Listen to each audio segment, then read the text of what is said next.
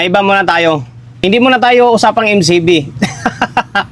Usapang electronics repair shop muna tayo. Okay, marami kasi nag-PPM sa akin na kung paano magkaroon ng sariling electronic shop or paano proseso, di ba?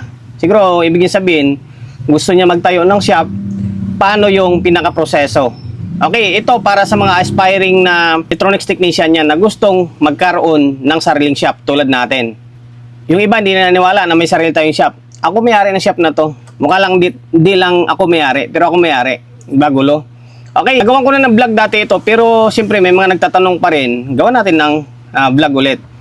Sa mga nagtatanong kung anong proseso, may bibigay ko na payo or tip, mas maigi na mangamuhan muna kayo or papasok muna kayo sa ibang mga shop. Kukunin nyo yung diskarte muna. Huwag pa bigla-bigla kasi dudugo yan kapag pinersa nyo. Kailangan kuha mo na ng diskarte, technique. Mamasukan ka muna kahit mga ilang buwan lang or years para gamay mo ang pamamalakad sa isang shop. Tulad yan, sa singilan, sa warranty, kung paano ang proseso ng singilan, di ba?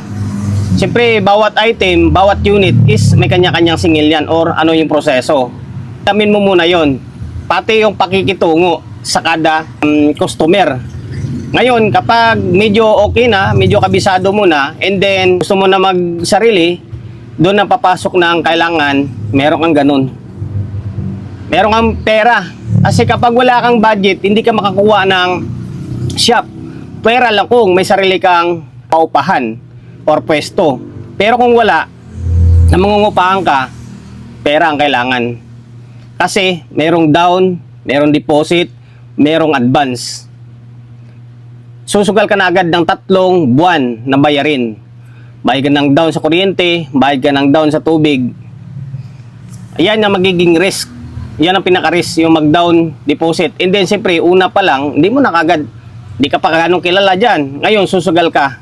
Diyan sa makuha mo. Tiyaga lang, di ba? Sa una lang yan, mahirap. Kwarta, and then, pamamalakad yung unahin mo.